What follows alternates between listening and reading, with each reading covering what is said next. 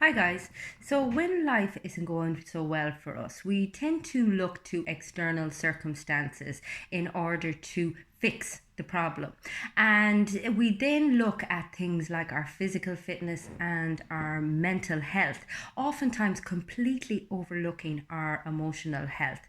And yet, emotional fitness is the ultimate tool that you can have when it comes to navigating your day to day life, to reducing the impact that stress, anxiety, and overwhelm have on you, and to improving your relationships and your interactions in every facet of your life. I mean, emotions aren't given enough importance from a very early age. We're very seldom given the tools necessary to be able to navigate our emotional experience, to be able to regulate our emotions, pinpoint them, and process them in a healthy manner. And as a result, we grow up having very little control or knowledge of our emotional experience.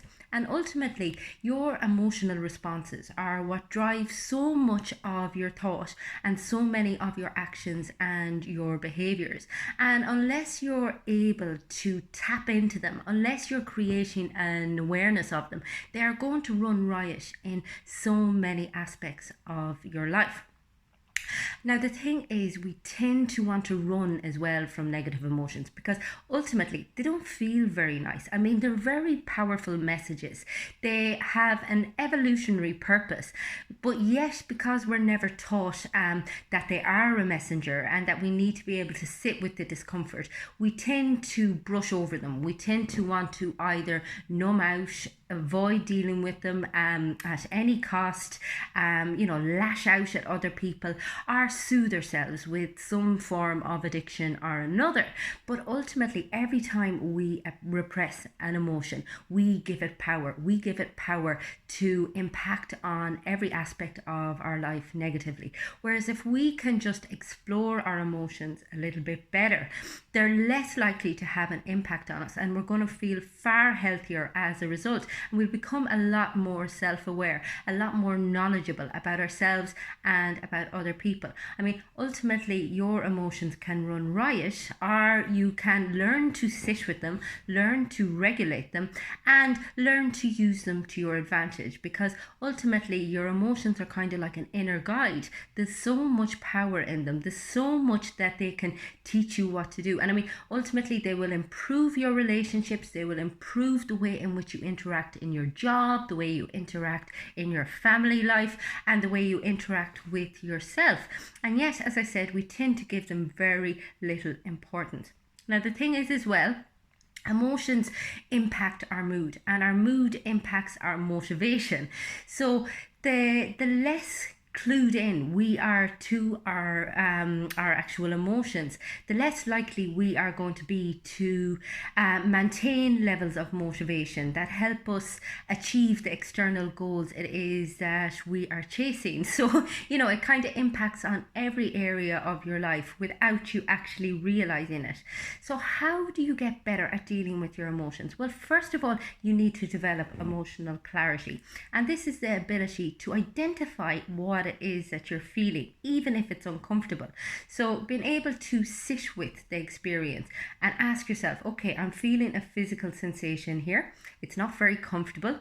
It feels kind of prickly. It feels, really irritable. I feel agitated. Yet, can I put a name to it? Do I feel irritation? Do I feel anger? Do I feel frustration? Do I feel guilt? Do I feel shame?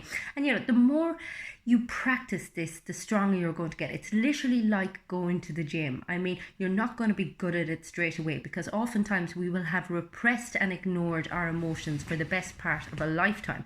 So it takes time to be able to sit with them, to be able to sit with the discomfort. However, the less you feel like you have to numb out, like you have to avoid your emotions or distract yourself, the more healthy you are going to feel emotionally, physically, mentally, and spiritually. So get used to that feeling of discomfort, because it's not always going to necessarily feel that bad.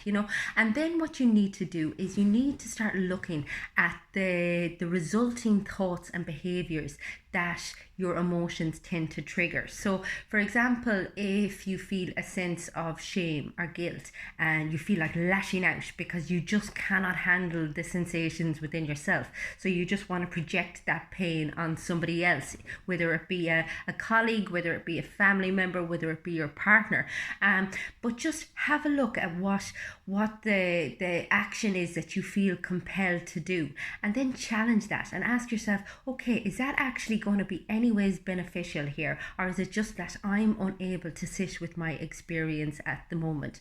Then have a look at the thoughts that are coming from the emotion. So oftentimes we have thoughts that are very much based on past experience. You know, we have all of these self-limiting beliefs. We have all of these stories in our mind that skew the way that we interpret the world. And when we're triggered at an emotional level, oftentimes it brings up thoughts, memories from a past event and projects them into a present occurrence. You know, so we can think quite badly of a situation, or we can think we're in danger, or we can think we're under threat, whereas the reality is the situation that we're in isn't anywhere as near as hostile as our mind is telling us. And again, we need to be able to identify that. We need to be able to minimize the impact that our past experiences are having on our current reality.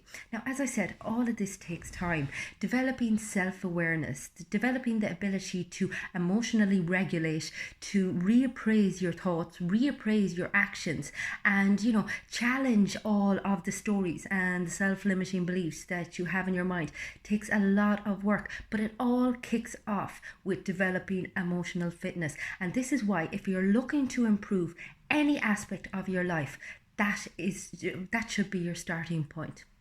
If you want to work on your emotional fitness, if it's something that you feel you need to develop, get in touch with me on my website. It's fundamentals.ie. You'll also catch me on Instagram and Facebook. Both of those pages are called Fundamentals. I do loads of content on my YouTube channel, which is Fiona Feely, so go check it out. Lots of videos on emotional regulation, on cognitive reappraisal, on mental health issues, on how to deal with anxiety, stress, and just lots of stuff there that you may find beneficial. Make sure you subscribe to the page, like it, share it. Let me know if there's anything specific you would like me to discuss, and I hope you have a fantastic Monday.